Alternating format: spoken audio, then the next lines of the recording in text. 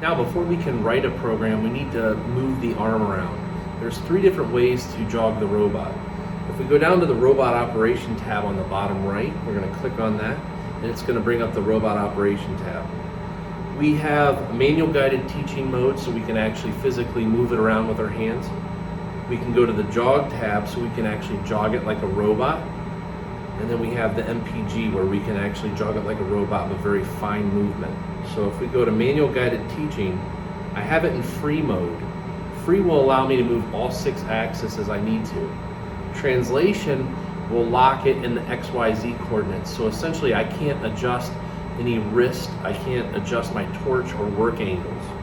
Rotation will lock it into one point in space and let me rotate around that point. And then custom will allow me to do whatever mixture of those I want. So if you look right below there, there's a teaching weight line. When I'm moving in free or rotation, I generally want that on light. What that does is that adjusts the resistance that the arm provides when you're trying to move it around. When you're in translation, you want that teaching weight very low. That's where you get more fine movement when you're down in the joint and you're trying to move your torch into position. So first off, let's start with free mode. To be able to move the arm, we have to push the dead man. The dead man is a 3-position switch that's either on the back of the pendant or on the torch.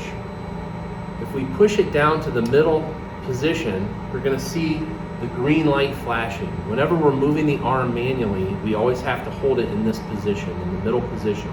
If I let it off, it's going to lock the arm. If I push it all the way in, it's going to lock the arm. So I need to push it halfway down. Now I can move the arm as I need to. So I want to gently grab it with one hand, putting no arm weight on it, and get it moving. Then I could actually use 2 hands if I need to. But I don't want to go up and grab it with 2 hands and put weight on it, because it'll feel that and it'll lock the arm. So I'm going to use this dead man up here. I'm going to move it in free mode. So you can see I can move it in any direction I want, and I can move it very easy because the teaching weight is on light. If I go to translation, and I'm going to bring the teaching weight up to a little bit, about a quarter of the way. Now when I move it, I can only move it in the XYZ, and my torch angle will not move. So this is great for moving from your weld start to your weld end. When I go to rotation, I want to lighten that teaching weight up. This is if I'm in the joint and I want to move it around that point. It's going to move around my tool center point, which is the end of my wire. So it's going to move around that point in space. So now I can move it as I need to around that point. And then finally, if I go to custom, I can turn on certain axis as I want to. So right now I'm able to move in my XYZ, which is translation, and then rotate around Z, which is rotation.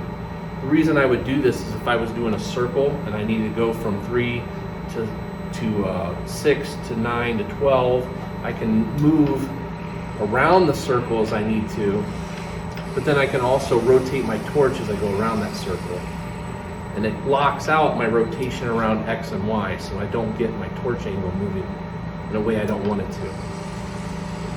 The other way we can do this, as far as moving the arm, is we can go to the Jog tab.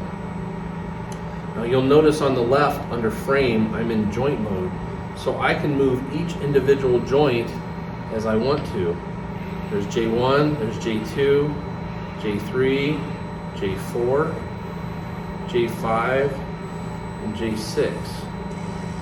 If I choose that drop-down menu under Frame and I go to Cartesian, now I'm moving in world coordinates. Now I can move in my X, my Y, and my Z. Those are all positives. I can go negative as well. And then I can also rotate around those axes. So I can rotate around X, I can rotate around the Y axis, and I can rotate around the Z axis.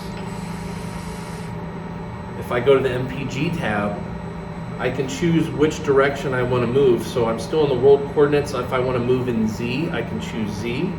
I can choose a scaling factor. So for this purpose, I'm going to use times 10 so that you can see the movement. And then I'm going to turn the wheel in the positive direction, so you'll see it going up.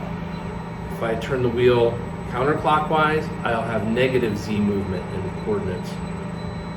If I go to my Frame drop-down menu and I choose Joint, Now I can choose each individual joint that I want to move. So if I want to move J2, I can turn that dial, and now I'm only moving J2.